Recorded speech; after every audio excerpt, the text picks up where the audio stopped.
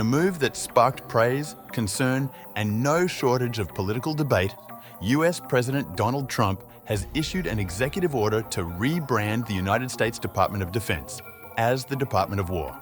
But where did this idea come from? What does it mean? And can he actually do it? Let's take a look at the history, the symbolism, and the controversy behind the change. The term Department of War isn't new. It was actually the original name of the agency when it was founded in 1789 under President George Washington. For more than 150 years, the Department of War oversaw American military operations, from the War of 1812 to World War II. But in 1947, President Harry Truman signed the National Security Act, merging the War Department, the Navy, and the newly created Air Force into one entity, the Department of Defense. As noted by the New York Times, the change wasn't about political correctness. It was about reflecting a new reality in the atomic age. The focus was now on national security and deterrence, not conquest.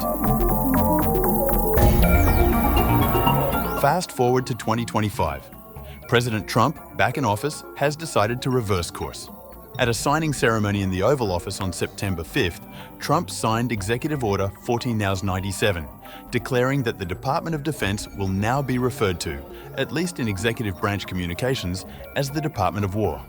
We've been talking about this Department of War. So we won the First World War, we won the Second World War, we won everything before that and in between, and then we decided to go woke and we changed the name to Department of Defense. So we're going Department of War, and I'd like to ask our Secretary of War to say a few words.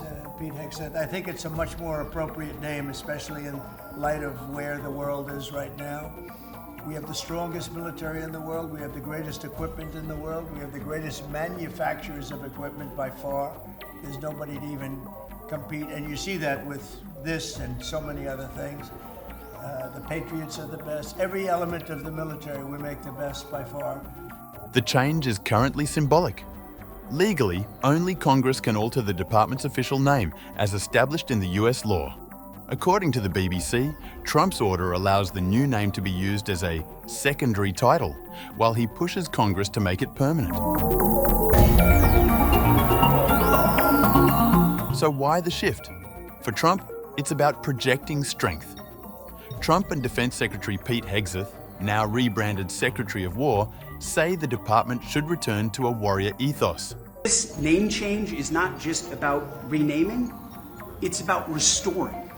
Words matter. It's restoring, as you've guided us to, Mr. President, restoring the warrior ethos, restoring victory and clarity as an end state, restoring intentionality to the use of force. So, at your direction, Mr. President, the War Department is going to fight decisively, not endless conflicts. It's going to fight to win, not to lose. We're going to go on offense, not just on defense. Maximum lethality, not tepid legality. Trump argued that the name defense reflects a softer, politically correct mindset that has weakened the military.